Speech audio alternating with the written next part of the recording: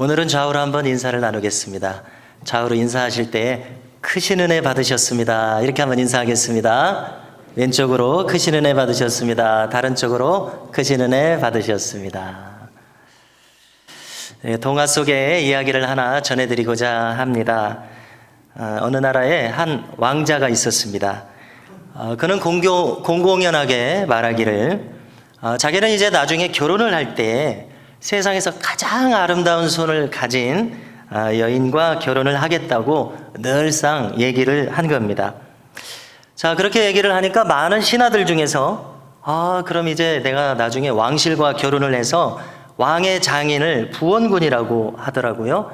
그리고 서양에서는 후작이라고 하는데 이렇게 후작이 되어야겠다, 그런 생각을 가졌습니다. 그래서 이제 자기네 딸들에게 말하는 겁니다. 너는 절대로 거친 일은 손에 대지도 말아라. 그리고 손을 언제나 말끔하고 예쁘게 가꿔야 된다. 이렇게 딸들에게 신신당부를 했습니다. 자, 그런데 이 나라에는 어떤 한 소녀가 있었습니다. 이 소녀는 이제 말을 한 마리 발견하게 되는데요. 이 말은 어떤 말인가 하면 어딘가 아파가지고 막 고통스러워하면서 어쩔 줄 모르고 이렇게 혼자 애쓰는 말이었습니다. 그리고 이 말이 이 가련한 눈으로 이 소녀의 눈과 마주치게 되었습니다. 이 소녀의 손은 대단히 보드랍고 가녀린 아주 예쁜 손이었는데요. 그런데 손만 예쁜 것이 아니라 이 소녀는 마음씨도 아주 고운 소녀였습니다. 그래서 이 말이 어딘지 지금 부자연스럽기 때문에 이 말의 형편을 살폈습니다. 그런데 자기의 손을 개의치 않고 이 말을 정성껏 살피다 보니까 다리에 가시가 크게 박힌 겁니다. 그래서 이 가시를 빼내기 위해서 고군분투하면서 가시를 빼줬습니다. 가시를 빼주느라고 이 소녀의 손은 상처투성이가 되고 피범벅이 되었습니다. 자, 이 일이 있고 나서 이제 얼마간 시간이 흘렀습니다. 그리고 왕자가 왕자비를 간택하는 날이 되었습니다. 그런데 이 조금 전에 소녀도 이 왕자비의 후보로서 그 자리에 참석하고 있었습니다. 쭉 이제 왕이 후보자들을 접견하는 가운데 이 소녀를 보니까 손이 대단히 거칩니다. 그래서 이제 물어봤습니다. 그랬더니 이마저마해서 이렇게 되었노라고 그 사정을 다 이야기합니다. 자, 이제 모든 후보자들 접견을 마치고 왕자비로 간택된 사람을 발표했습니다. 자, 누가 되었을까요?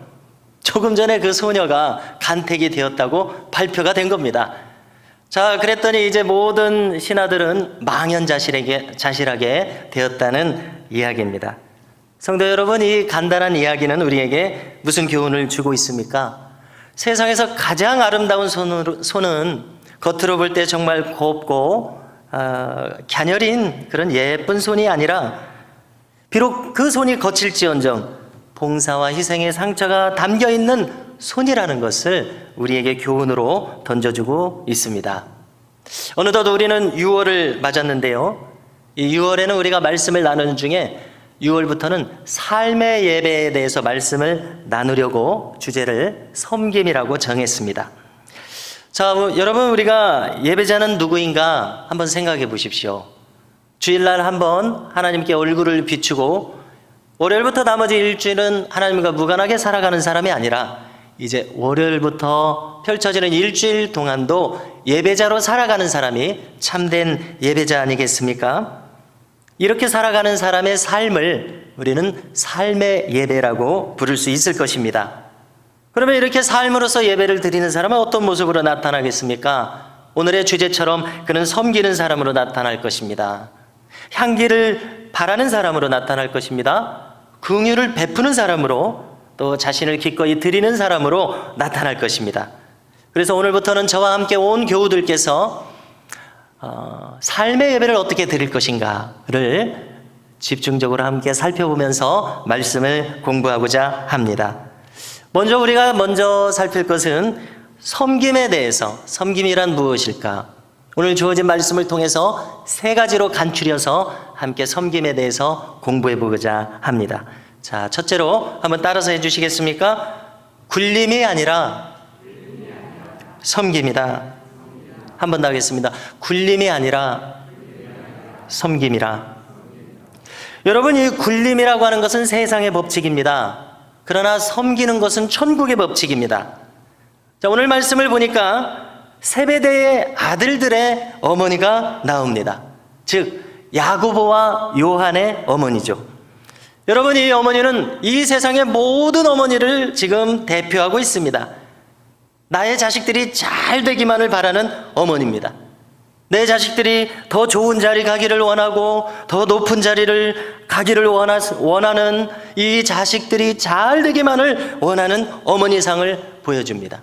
여러분, 그런데 이 적극성이 좀 과하게 나타나고 있습니다. 남의 시선을 의식하지 않습니다. 자, 저의 삶도 돌이켜보니까 저의 어머니도 이렇게 세베대의 아들들의 어머니만큼은 아닐는지는 몰라도 굉장히 적극적인 분이셨습니다. 제가 조금 민망한 이야기를, 제가 민망한 얘기입니다. 여러분들이 민망할 일은 없죠. 잠시 나누겠습니다. 자, 여러분 이제 대학생이 됐으면은, 또 군대까지 제가 갔다 왔으면은 고등학생이나 중학생하고는 다르잖아요. 근데 이제 어머니께서 부안에서 이제 서울로 올라오셔가지고 학교까지 오셨습니다. 그래서 학교까지 오신 김에 교수님을 만나겠다는 거예요. 그래서 아유, 엄마 그런 거 아니야. 여기 무슨 교수님을 만나. 그랬더니 만나시겠대요. 그래서 이제 말릴 수가 없어서 구약학 교수님을 만나서 저를 좀 잘 이제 부탁드린다고 말씀을 드린 모양입니다. 그래서 아유, 어머니가 하고 싶어 하시니까 그냥 가만히 있었는데 영 저하고는 맞지 않았었습니다. 자, 그런데 여기 지금 세베대의 아들들의 어머니도 지금 보통 어머니가 아닌 것 같습니다. 예수님 앞에 갔습니다. 예수님에게 절을 합니다. 자, 분명한 용건을 가지고 왔는데요, 예수님이 이제 묻습니다. 무엇을 원하느냐? 그랬더니 대답합니다. 나의 이 두 아들을 주의 나라에서 하나는 주의 우편에 하나는 주의 좌편에 앉게 명하소서. 여러분, 이것이 무슨 소리겠습니까? 나의 자식들을 높은 자리에 앉게 해달라는 겁니다. 이 어머니는 현대인들의 욕망을 대변하고 있습니다. 자, 우리는 무엇을 원합니까? 나의 자녀들이 더 좋은 학교를 가고 더 좋은 자리를 차지하고 더 좋은 직업을 갖기를 원합니다. 왜 그렇습니까? 그래야 남에게 무시당하지 않기 때문에 그렇습니다. 사람 구실을 할 수 있기 때문에 그렇죠. 그리고 남에게 부림을 받는 것이 아니라 남을 부릴 수 있기 때문에 우리는 그렇게 생각합니다. 이것이 현대인의 사고방식입니다. 자, 지금 이 세베대의 아들들의 어머니가 보니까 지금 예수님은 장차 큰 세력이 되게 생겼습니다. 얼른 청탁해서 미리 좋은 자리를 보장받고 싶습니다. 그런데 여러분, 이 어머니는 무엇인가 지금 잘못 알고 있습니다. 무엇을 잘못 알고 있습니까? 천국의 경영 원리를 잘못 알고 있습니다. 여러분, 천국이란 이렇게 지연과 학연과 혈연을 딛고 어떤 자리에 대해서 무혈 입성하는 곳이 아니라는 사실을 이 어머니는 모르고 있습니다. 세상이 돌아가는 사정을 잘 안다고 생각하는 이 어머니는 주님의 나라도 그렇게 경영되는 줄만 알고 있었던 것입니다. 여기에 대해서 주님은 뭐라고 말씀하십니까? 오늘 말씀 22절을 읽어드리겠습니다. 너희가 구하는 것을 알지 못하는도다. 내가 마시려는 잔을 너희가 마실 수 있느냐? 여러분, 이것은 또 무슨 뜻입니까? 이런 뜻이라고 생각합니다. 너희는 지금 모르는구나. 내가 만들고자 하는 나라는 십자가에서 죽음으로써 만들어지는 나라니라. 나를 버리고서야 만들 수 있는 나라니라. 나의 생명을 버리고 그래서야 얻는 나라니라.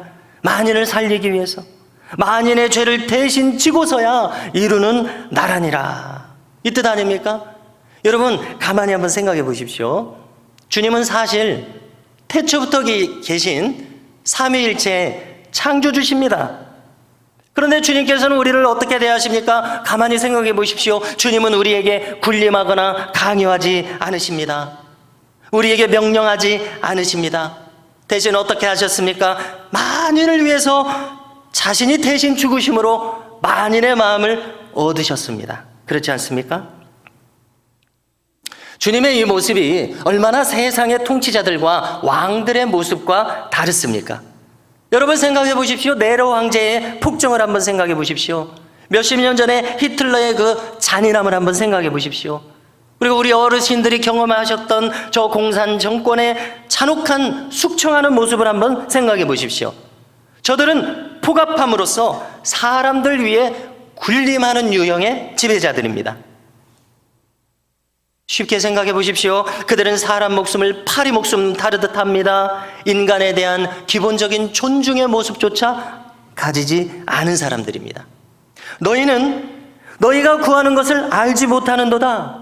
내가 마시려는 잔을 너희도 마실 수 있느냐? 무슨 뜻입니까? 천국의 경영원리는 군림이 아니니라 섬김이니라. 사람들을 위해서 자기 생명을 주는 자, 바로 이 섬기는 자가 다스릴 수 있는 나라니라. 섬기는 자라야 지도자가 되는 나라가 천국이니라. 천국의 경영 원리니라. 여러분, 옳지 않습니까? 여러분 한번 생각해 보십시오. 만약에 여러분들의 목회자가 세상 지도자들처럼 군림한다고 한번 생각해 보십시오. 그러면 누가 그를 존경하겠습니까? 누가 그를 목회자라고 인정하겠습니까? 누가 그를 따르겠습니까? 교회의 다른 지도자들도 마찬가지입니다. 군림하고자 하는 장로님을 누가 마음속으로 존경하겠습니까? 누가 따르겠습니까? 뿐만 아닙니다. 군림하고 있는 교회 학교 교사를 어떤 어린아이가 마음으로부터 따르겠습니까? 천국의 경영 원리는 그것이 아닙니다. 천국의 경영 원리는 섬김으로써 나의 섬김을 받는 자의 마음에 감동이 일어나서 그가 자발적으로 그를 존중하게 되는 것이 천국의 원리인 줄로 믿습니다. 우리 교회는 이와 같은 천국의 원리로 세워져가는 교회의 지도자들이 될 수 있기를 주님의 이름으로 축복합니다. 여러분, 주님은 말씀하십니다. 25절을 읽어드리겠습니다. 이방인들의 집권자들이 그들을 임의로 주관하고 그 고관들이 그들에게 권세를 부리는 줄을 너희가 알거니와 너희 중에는 그렇지 않아야 하나니 너희 중에 누구든지 크고자 하는 자는 너희를 섬기는 자가 되고 너희 중에 누구든지 으뜸이 되고자 하는 자는 너희의 종이 되어야 하리라 말씀합니다. 또 연관해서 23절에서 말씀하셨기를요, 내 좌우편에 앉는 것은 내가 주는 것이 아니라. 여러분, 이상하죠? 주님이 주시는 것이 맞을 텐데 주님이 주신다고 하지를 않으세요. 내가 주는 것이 아니라 내 아버지께서 누구를 위하여 예배하셨든지 그들이 얻을 것이니라. 무슨 뜻인지 한번 저랑 생각해 보십시오. 받을 만한 자가 받는다는 뜻 아닙니까? 그 사람이 받을 준비가 되어 있는 사람이 그 자리를 받을 것입니다. 천국에서는 받고자 하는 사람, 그 사람이 받는 것이 아니라, 심지어 주님이 주고자 하는 사람, 그 사람이 받을 수가 없습니다. 그 사람이 준비되어 있지 않으면 말입니다. 받을 수 있는 그 사람이 받게 되는 원리를 발견하게 됩니다. 여러분, 놀랍지 않습니까? 주님이 주고 싶으셔도 받지 못한다니 우리 자신들을 두고 지금 하신 말씀이라고밖에 이해가 되지 않습니다. 여러분, 그 받을 만한 그릇이란 무엇입니까? 섬기는 자입니다. 기꺼이 희생하는 마음을 배운 사람입니다. 여러분, 타인을 위해서 무엇인가, 타인의 유익을 위해서 내가 무엇인가를 할 때 나에게 있는 그 보람과 기쁨을 배운 사람 말입니다. 여러분, 그런 것들 다 한 번쯤은 경험해보지 않으셨습니까? 바로 그러한 마음을 더 가지고 더 베풀기를 기뻐하는 사람, 이 섬기는 사람이 바로 하나님 나라에서 그에게 필요한 자리를 얻을 것이라는 말씀입니다. 주님이 말씀하신 그 잔이란, 너희가 이 잔을 받을 수 있겠느냐? 바로 주님과 같은 고난의 잔이요 십자가에 쓴 잔인 것을 알게 됩니다. 여러분, 저와 우리 모든 성도님들께서 천국의 경영 원리는 바로 군림이 아니라 이 섬김의 원리임을 잊지 마시기 바랍니다. 군림이 아니라 섬기는 자의 모습으로 이 세상을 살아가실 수 있는 저와 우리 모든 성도님들이 되시기를 주님의 이름으로 축복합니다. 여러분, 둘째로 따라하시기 바랍니다. 하나님도 헌신과 자기 부인의 고통을 겪으셨습니다. 여러분, 우리가 보통 생각할 때 하나님께서는 완전하시기 때문에 어떤 고통도 없는 것처럼 생각됩니다. 그렇지 않습니까? 하나님은 어떤 어려움도 겪으실 것 같지가 않습니다. 딜레마가 무엇입니까? 이러지도 못하고 저러지도 못하는 것이 딜레마입니다. 이 딜레마라고 하는 것은 인간이나 가지는 것이지, 하나님께서 무슨 이러지도 못하시고 저러지도 못하시는 딜레마를 가지실까, 이렇게 생각이 됩니다. 여러분, 그런데 놀랍습니다. 우리가 하나님의 말씀을 묵상해 보건대 하나님은 오히려 완전하신 분이기 때문에 딜레마를 가지신다는 것을 발견하게 됩니다. 여러분, 왜 그렇습니까? 하나님은 자신을 부정할 수 없으시기 때문에 그렇습니다. 여러분, 하나님의 자기 되심에 대해서 우리가 생각해 볼 때 하나님의 대표적인 속성은 하나님의 공의로우심과 하나님의 사랑입니다. 그렇지 않습니까? 하나님은 오히려 완전하시기 때문에 자신의 공의로우심을 부정할 수 없으십니다. 자신의 사랑 많으심을 부정할 수 없으십니다.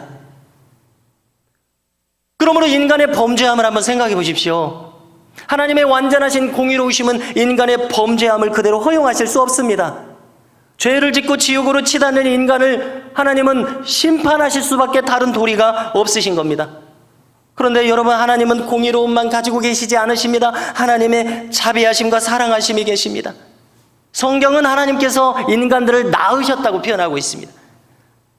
예수님만 자식이 아니라 이 자리에 있는 저와 여러분들도 하나님이 낳으신 사랑하시는 자식이십니다.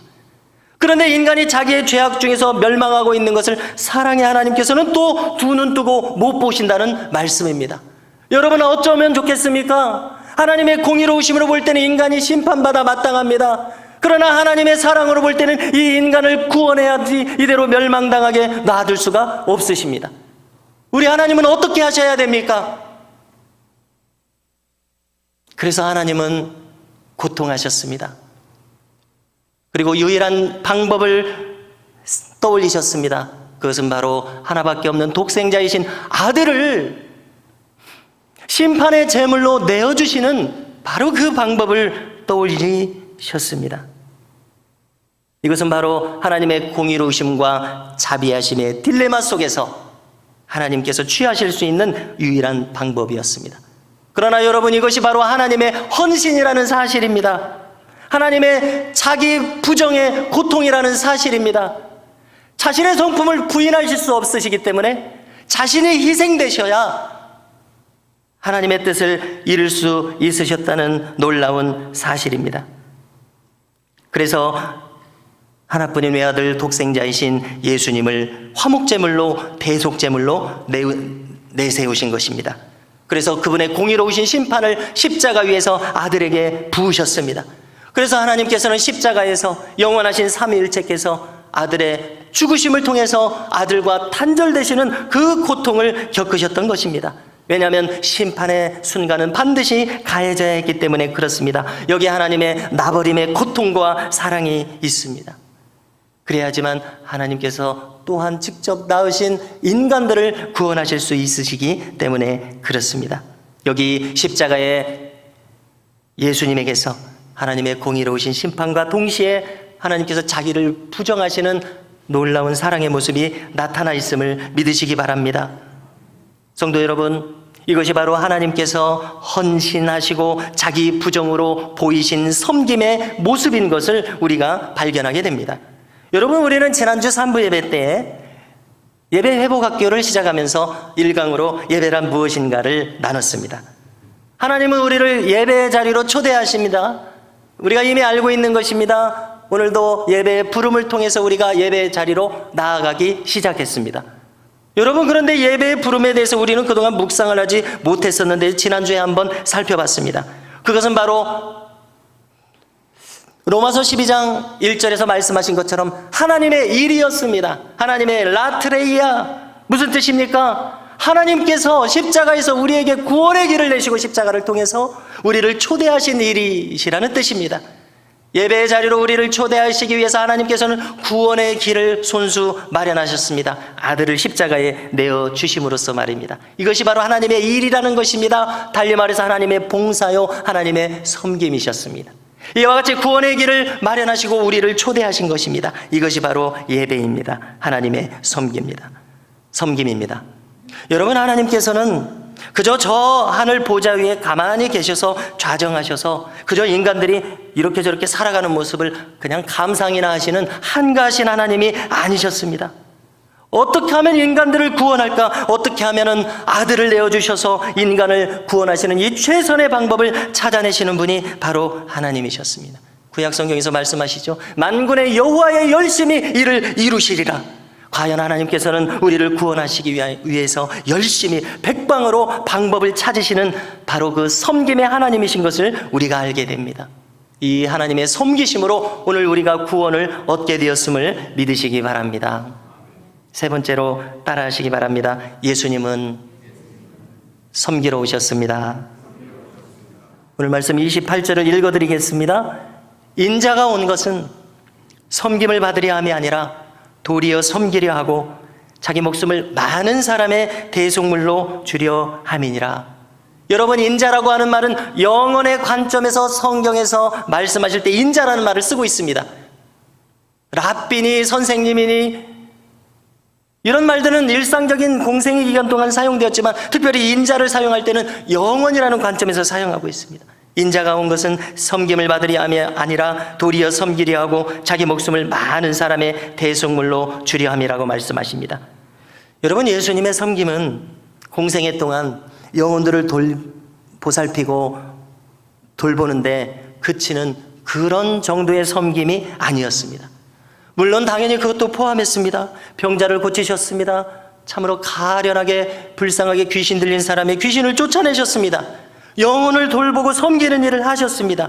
그런데 주님께서 오신 섬김의 목적은 이 치병과 축사에 머무르지 않았다는 사실입니다. 예수님께서는 보다 근본적인 섬김을 하셨습니다. 그것은 아예 자신의 목숨을 대속제물로 내어주시는 일이었습니다. 왜냐하면 바로 그것이 유일하게 인간들의 모든 죄값을 전부 치를 수 있는 길이었기 때문에 그렇습니다. 여러분, 한국교회에 처음 선교사들이 왔던 시기에 헤론이라고 하는 의료 선교사가 있었습니다. 그는 미국의 테네시 의과대학이 생긴 이래로 가장 우수한 성적을 올렸던 수재로 알려져 있습니다. 자, 이 테네시 대학의 교수회는 수련회를 마친 이분을 이제 장차 교수요원으로 지목하고서 교수로 남아달라고 요청을 했습니다. 자, 그런데 헤론의 뜻은 다른 데 있었습니다. 그는 당시 미국 교회가 엄청나게 부흥할 뿐만 아니라 전 세계에 선교사를 보내자는 운동이 일어났었습니다. 시카고의 무디를 비롯해서 수많은 지도자들이 이제 부흥운동을 일으키고 선교운동을 일으켰는데 학생 자원 운동이라고 하는 학생 선교사 운동이 일어났습니다. 그래서 20대 초반에 아펜셀라 선교사나 언더우드 선교사와 같은 분들이 그 당시로는 땅끝으로 알려져 있을 법한 우리 조선, 한국 땅을 향해서 선교사로 왔던 것입니다. 그런데 바로 이 헤론 선교사도 한국 선교사로 헌신했던 겁니다. 그러니까 테네시 의과대학의 교수직이라고 하는 이 보장된 인생을 버리고 하나님의 인도하심과 부르심에 순종해서 머나먼 이 한국 땅의 선교사로 왔던 겁니다. 자, 그는 언더우드 선교사보다도 2달 늦은 1885년 6월에 내한을 합니다. 그리고 먼저 미국의 공사관의 의료 선교사로 왔었지만 이제 공사관의 관리로서 일을 하고 있었던 알렌 선교사가 재중원에서 의료 선교사의 일을 보고 있었는데 그가 여기서 일을 시작합니다.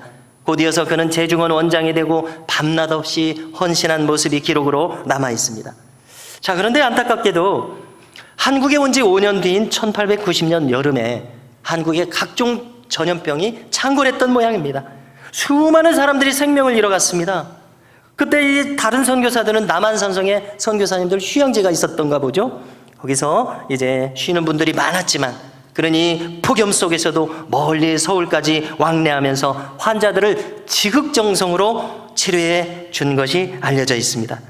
그런데 너무나도 허망한 것은 그가 이 더위와 과로에 지쳐서 결국 자신도 이질에 걸렸습니다. 장티푸스라고 하죠.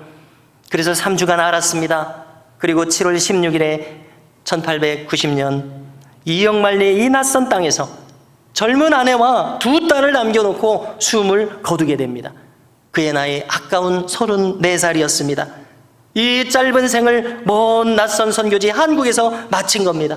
그는 서울의 양화진 한강변에 최초로 외국인으로서 묻히게 됩니다. 그리고 그가 묻힌 주변은 이제 외국인 선교사들의 묘지로 사용되었습니다. 여러분, 헤론 선교사의 34살이라고 하는 이 짧은 생에 순직으로 마친 이분의 생이 여러분 아깝게 느껴지지 않으십니까? 아마 세상 사람들은 이 죽음을 참 허망하고 헛된 죽음이라고까지 말할지도 모르겠습니다. 여러분, 그러나 그렇지 않습니다. 그의 죽음을 우리가 성경에서 무엇으로 비유할 수 있겠습니까? 주님의 죽으심을 앞두고서 옥합을 깨트린 여인의 그 헌신에 비교할 수 있을 것입니다. 우리는 그것을 거룩한 낭비라고 부릅니다. 헛된 낭비가 아니요 거룩한 낭비입니다. 그의 죽음은 헛된 죽음이 아니었습니다. 성도 여러분, 이 시간에 저와 여러분들의 가치가 어느 정도인지를 함께 상기하고자 합니다. 여러분, 저와 여러분들의 가치는 온 우주의 티끌이나 먼지처럼 사소하고 초라한 것이 아닙니다. 저와 여러분들의 가치는 어느 정도의 가치입니까? 예수님의 생명만한 가치임을 믿으시기 바랍니다. 너무나도 자주 우리는 이 사실을 망각합니다. 이 큰 사랑을 주신 하나님의 마음을 헤아리지 못하고 우리는 너무나도 자주 절망에 빠집니다. 힘없이 이 세상을 살아갑니다. 나의 모습을 초라하게 보고 살아갑니다. 마치 아버지가 없는 자인 것처럼, 마치 내가 하나님 없이 살아가는 고아인 것처럼. 여러분, 우리가 영적 고아로 살아가고 있음을 인정하지 않을 수 없지 않습니까? 여러분, 왜냐하면 우리가 하나님의 사랑을 망각하고 살아가기 때문입니다. 우리를 최선을 다하여 섬기신 하나님의 사랑과 우리를 위하여 자신의 목숨을 아끼지 않고 내어주신 이 예수님의 섬김을 우리 모두가 잊지 않고 깊이 묵상할 수 있기를 주님의 이름으로 축원합니다.